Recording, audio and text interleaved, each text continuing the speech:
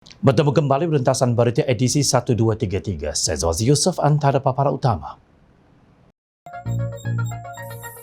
Siapa kata Pakatan Harapan Komunis?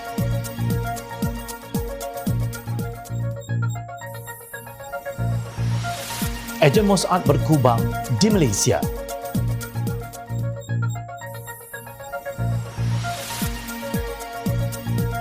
Usaha kerajaan Melayu Islam dicantas rakan sendiri.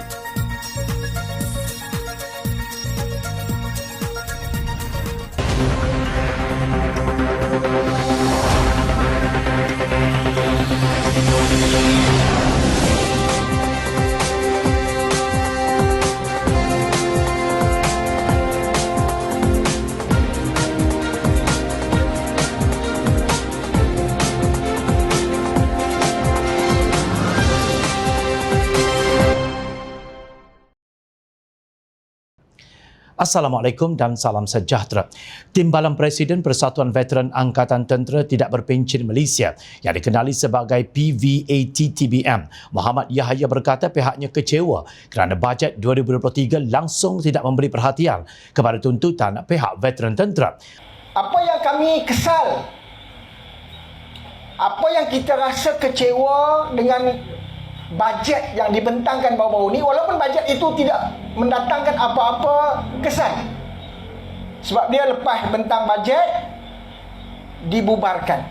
Bajet seolah-olah mempermainkan rakyat duduk tunggu nganga depan TV, kita tengok segala bentuk, tiba-tiba besoknya 2-3 hari lepas tu dibubarkan. Maknanya tak ada apa, buang masa rakyat, buang masa masyarakat kita untuk nak tengok. Orang dah, kakitan kerajaan dah seronok dah, dapat macam-macam bonus raya, dapat ujung tahun dapat, tiba-tiba tak ada apa. Jadi saya nak kaitkan kepada bajet yang kami dapat. Daripada apa yang kita minta, kita buat bengkel tuan-tuan dan puan-puan. Kita buat bengkel bulan 7 yang lalu kita buat bengkel 2 hari 2 malam membincangkan tentang apa yang sepatutnya diberikan kepada veteran dalam keadaan sekarang ni lah.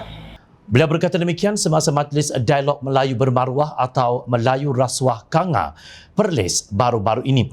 Veteran menuntut allowance pingat jasa Malaysia iaitu bagi anggota yang berkhidmat pada tahun 69 hingga tahun 89. Pihaknya menuntut kerajaan mengiktiraf jasa-jasa veteran yang terlibat menentang komunis tersebut. Siapa yang berkhidmat masa itu? Veteran tak kering uniform, masuk hutan 2 bulan, keluar 2 minggu, masuk balik ke dalam hutan. Mereka berjalan dari Great ke Jeli setiap tahun dengan booby traps yang menanti, dengan peluru yang entah bila nak singgah di kepala. Sewaktu itulah zaman sengsara. Kita minta satu pengiktirafan pada jasa mereka sewaktu itu, diberikan sesuatu. Kita minta RM300 sebulan, ujarnya. Menurut beliau, setelah menunggu, akhirnya apabila keluar bajet, pihak veteran amat kecewa. Tak ada sentuh pun, 1 sen pun tak disediakan untuk itu. Sanggup hati pada tidak berpencen, pelarasan pencen lama dan baharu tak disebut langsung, tiada dalam senarai, keluhnya. Katanya lebih malang apabila seorang bekas Menteri Pertahanan bertanya apa ROI atau Return on Investment yang kerajaan dapat kalau bagi RM300 kepada veteran.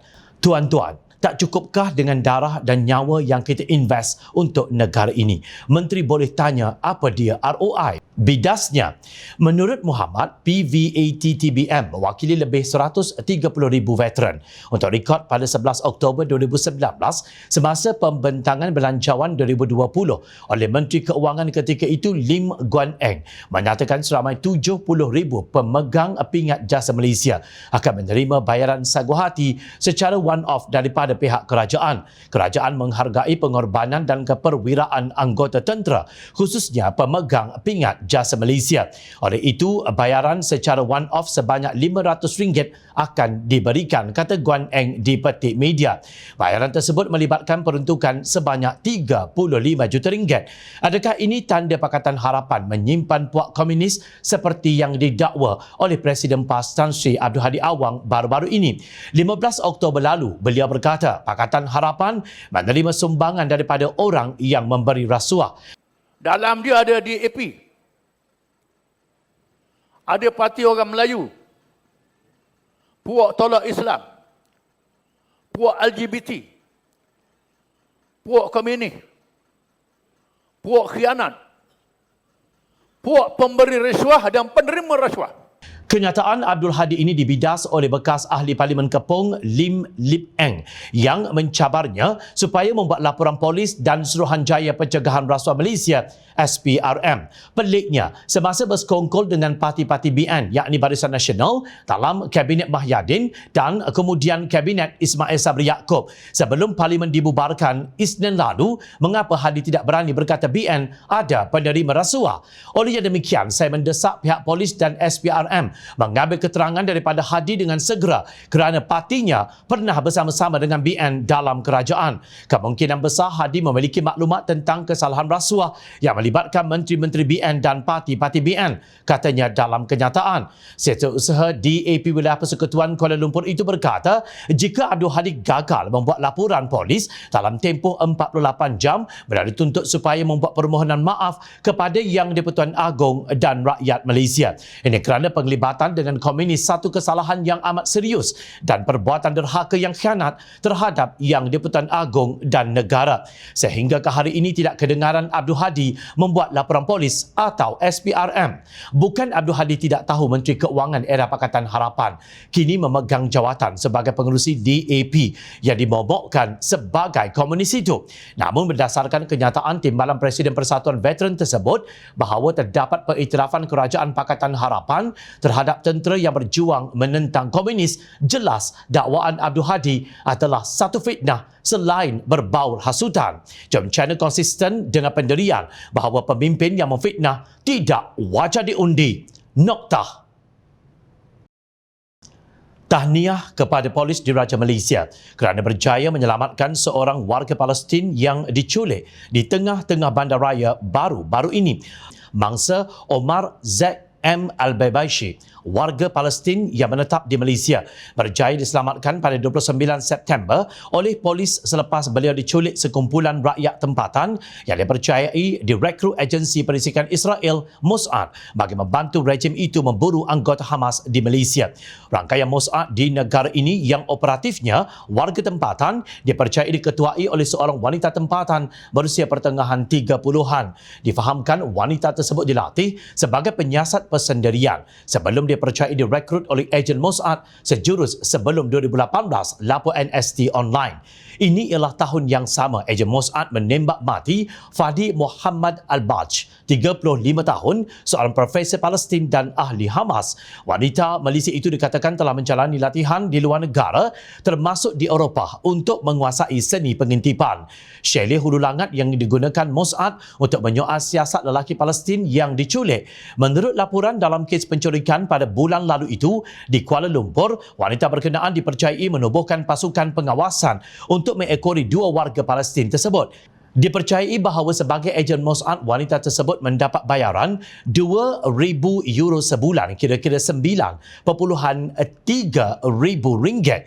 Pihak polis dikatakan sedang memburu serta menjejaki rangkaian Mossad di negara ini. Seramai 11 individu berusia 21 hingga 40 tahun didakwa di Mahkamah Magistrate pada 14 Oktober lalu berhubung penculikan terbabit. Mereka dituduh melakukan perbuatan itu di Jalan Mayang pada 10.40 malam 28 September mengikut Seksyen 3 Akta Penculikan 1961 dan dibaca bersama Seksyen 34 Kanun Keseksaan yang memperuntukkan hukuman mati atau penjara seumur hidup dan sebat jika sabit kesalahan. Sementara itu, pengerusi Pakatan Harapan yang juga Presiden Keadilan berkata insiden penculikan warga Palestin yang berada di Malaysia dan ejen Mossad baru-baru ini amat membimbangkan. Menurut beliau, isu ini melibatkan hal kedaulatan dan keselamatan negara yang tidak boleh diremehkan. Saya tuntut penjelasan segera oleh menteri yang bertanggungjawab, ujar Anwar dalam satu kenyataan. Nama-nama mereka yang didakwa kini tular di media sosial termasuk nama wanita tersebut dan suaminya. Keadilan menafikan bahawa mereka adalah ahli parti itu. Ketua Penerangan Keadilan Fahmi Fazil sambil mengucapkan tahniah kepada pihak polis Diraja Malaysia berkata, Saya sahkan bahawa dua individu tersebut ialah Nida Rayahu Zainal dan Ray Bafi Amdan bukan anggota mana-mana cabang keadilan dan tiada kaitan dengan parti. Berhubung gambar individu tersebut mengangkat bendera keadilan atau gambar akaun Facebook dengan logo keadilan sekitar 2018, ianya merupakan tindakan dan pilihan individu terbabit dan tidak ada kaitan sama sekali dengan parti. Sementara itu, Menteri Interim Kementerian Dalam Negeri KDN, Datuk Seri Hamzah Zainuddin menjelaskan kerajaan sedang meneliti dakwaan tersebut selain akan memantau setiap dokumen kemasukan rakyat asing ke negara ini. Bila ada orang masuk tanpa dokumen yang sah, kita akan pantau sehingga sampai masa tertentu tangkap mereka.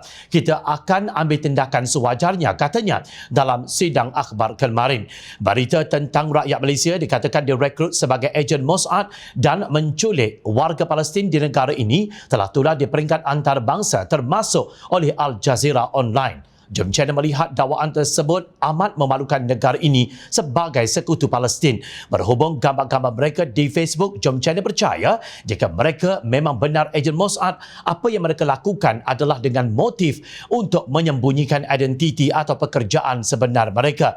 Justru kalau mereka ejen negara pengganas Zionis Israel, tidak hairan jika mereka berusaha untuk dilihat berbaik-baik dengan mana-mana parti politik. Tidak kira Parti Keadilan, Barisan Nasional mahupun PAS. Itu bukan sebahagian daripada seni pengintipan. Namun persoalannya, mengapa ada orang Melayu Islam di negara ini yang sudah hilang nilai kemanusiaan mereka sehingga sanggup menjadi balaci Zionis dengan sedikit imbuhan sampai hati mereka melihat orang lain dibelasah tanpa belas kasihan. Kita berharap penculik-penculik ini jika sabit kesalahan dihukum dengan berat setimpal dengan kejahatan yang mereka lakukan. Kita serahkan kepada kebijaksanaan pihak polis dalam menjalankan siasatan mereka. Semoga negara kita sentiasa mendapat perlindungan daripada Allah. Semasa berkuasa, Kerajaan Pakatan Harapan dituduh sebagai liberal. Kononnya gagal menjaga Islam. Orang Islam terpinggir dan kononnya bukan Islam menguasai kerajaan. Semua cukup. Semua label negatif sudah ditempel oleh pembenci Pakatan Harapan semasa PH menjadi kerajaan. Malah Menteri di Jabatan Perdana Menteri Hal Ehwal Agama ketika itu, Datuk Seri Dr. Mujahid Yusof, telah secara terbuka diserang dengan begitu teruk. Segala usaha dan kejayaan mengangkat martabat Islam di zaman PH telah ditenggelamkan dengan api fitnah perkauman dan agama. Demikian kata pegawai tugas-tugas khas kepada Menteri di Jabatan Perdana Menteri Datuk Seri Dr. Mujahid Yusof, Hisham Fauzi, di Facebook. Menurut beliau, usaha Mujahid dan pasukannya diperlekeh dan dipandang sangat negatif. Sedangkan pada hakikatnya di zaman PH, 2 akta baharu dan 1 pindaan akta lama demi memperkasa Islam siap tanpa sebarang bangkangan daripada mana-mana parti komponen PH, tanpa perlu sebarang perhimpunan di mana-mana padang, ujarnya. Beliau menjelaskan 3 rang undang-undang yang dibawa oleh Pakatan Harapan dan tidak dibantah oleh sekutunya DAP yang dimomok sebagai anti-Islam oleh PAS, khususnya Presiden parti itu, Tan Sri Abdul Hadi Awang. Pada 10 April 2019, Dewan Rakyat meluluskan RUU Pentadbiran Undang-Undang Islam Wilayah-Wilayah Persekutuan Pindaan 2018, pindaan melibatkan kepentingan Mahat Tahfiz di Malaysia. Pada 31 Julai 2019 pula, Akta Profession Guaman Syar'i 2019 siap dibentang di Parlimen dan juga diluluskan. Manakala RUU Wakaf 2020 pula siap digubal, sudah masuk dalam agenda sidang Parlimen yang sepatutnya bermula 9 Mac 2020. Malangnya 24 Februari 2020 tebuk atap berlaku dan kerajaan PH jatuh tak sempat lulus, jelasnya. Menurut beliau, ahli parti komponen dalam kerajaan BNPN tidak seperti ahli gabungan Pakatan Harapan. Tapi cerita kerajaan sekarang yang mendakwa sebagai kerajaan Melayu Islam sangat berbeza. Baru timbalan menteri di Jabatan Perdana Menteri Hal Ehwal Agama bersungut nak buat beberapa akta dengan lantang segera dicantas oleh parti komponen mereka sendiri. Malah kata Hisham, menteri di Jabatan Perdana Menteri, undang-undang dengan tegas memberi peringatan disokong menteri di Jabatan Perdana Menteri Hal Ehwal Sabah dan Sarawak yang berkata, setakat ini RUU yang dicadangkan diterangkan berkaitan agama Islam oleh Timbalan Menteri di Jabatan Perdana Menteri Hal Ehwal Agama tidak pernah dibawa ke Kabinet sama ada untuk perbincangan atau persetujuan. Presiden PBS juga menyuarakan bantahan yang sama. Ketua Menteri Sabah juga bersuara tidak bersetuju tempelaknya. Beliau merujuk kepada kenyataan Datuk Seri Wan Junaidi Tuanku Jaafar yang berkata sejumlah rang undang-undang RUU Syariah yang dicadangkan termasuk RUU Kawalan dan Sekatan Pengembangan Agama Bukan Islam belum dibawa ke peringkat Kabinet. Kata Wan Junaidi, ia perlu mendapat persetujuan semua negeri kerana hal ehwal agama adalah di bawah bidang kuasa negeri. Agama kerajaan negeri, jika buat undang-undang berkenaannya, ia tidak mengikat. Kita perlu adakan libat urus dengan pihak negeri-negeri sama ada mereka setuju atau tidak. Katanya, dipetik Malaysia Kini 7 September 2021. Pada 9 September tahun yang sama pula, Ketua Menteri Datuk Seri Hajiji Noor berkata Sabah tidak bersetuju dengan cadangan kerajaan untuk memperkenalkan Akta Kawalan dan Sekatan Pengembangan Agama Bukan Islam. Menurut beliau, kerajaan negeri berpegang kepada prinsip kebebasan beragama seperti yang termaktub dalam Perlembagaan Persekutuan dan Perjanjian Malaysia 1963 atau MA 63. Sabah adalah negeri yang mempunyai penduduk pelbagai kaum dan agama serta hidup dalam keadaan harmoni dan aman sejak sekian lama. Walaupun mempunyai pelbagai kaum dan anutan kepercayaan masing-masing, kita saling menghormati antara satu sama lain dan tiada masalah. Kepelbagaian kaum dan agama menjadi tonggak perpaduan rakyat di negeri ini, kata Hajiji dalam kenyataan dipetik Free Malaysia Today. Mengulas mengenainya, Hisham berkata hampir 3 tahun sudah berlalu. Begitu sahaja di bawah kerajaan sekarang tanpa ada sebarang hasil demi meningkatkan kedudukan Islam di Malaysia. Slogan yang diteriakkan ternyata hanya tinggal retorika kosong penyedap telinga ketika ceramah berbanding dengan hasil yang dibuat oleh kerajaan 22 bulan Pakatan Harapan. Kerajaan yang telah masuk hampir 3 tahun ini masih belum menatijahkan apa-apa dan tidak nampak sebarang tanda-tanda bakal ada sebarang hasil kecuali menanam tebu di bibir mulut sahaja, tegas Hisham. Pakatan Harapan berjaya membawa rang undang-undang berhubung pentadbiran Islam kerana komponennya mementingkan keharmonian kaum. Malah Rahmatan lil Alamin telah diangkat menjadi dasar pentadbiran negara setelah melalui proses demokrasi pentadbiran yang tulen sebelum diluluskan dalam mesyuarat Jemaah Menteri 25 Oktober 2019. Menurut Mujahid, lebih signifikan pendekatan Rahmatan lil Alamin yang bersifat universal, inklusif, telus dan menyantuni untuk melahirkan masyarakat dan kehidupan lebih harmoni dalam kalangan rakyat pelbagai agama dan bangsa di negara ini turut mendapat perkenan Raja-Raja Melayu. Malangnya rakyat Malaysia tidak dapat menikmati hasil pemikiran yang baik ini kerana telah dijatuhkan oleh PAS yang bersekongkol dengan Bersatu, UMNO, BN dan GPS dan parti-parti kecil di Sabah walaupun telah mendapat peruntukan sebanyak 10 juta ringgit yang diumumkan menerusi Belanjawan 2020. Sekarang PAS sibuk ke hulu dan ke hilir mencanang fitnah Pakatan Harapan anti-Islam. Soalannya di sini, siapa sebenarnya yang bersekongkol dengan golongan anti-hudud dan anti-Islam? Ingat, rakyat sentiasa memerhati. Teruskan bersama kami di Jom Channel dan layari portal jomchannel.net untuk mendapatkan berita politik tanah air. Saya Zawazi Yusof, terima kasih untuk perhatian dan penilaian yang anda berikan. Assalamualaikum, jumpa lagi. Salam sejahtera.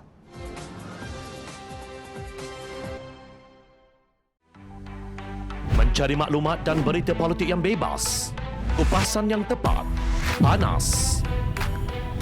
Dapatkannya secara eksklusif hanya di Jom Channel. Komitmen kami, rentasan berita Isnin hingga Jumaat. Berbicara dan isu semasa, kami garapkan secara langsung. Panel-panel berkaliber dan profesional. Interaktif, pandangan anda kami raikan. Jangan lupa bersama kami di setiap hujung minggu dalam edisi khas mingguan. Jom Channel, moving forward, sharing a new experience.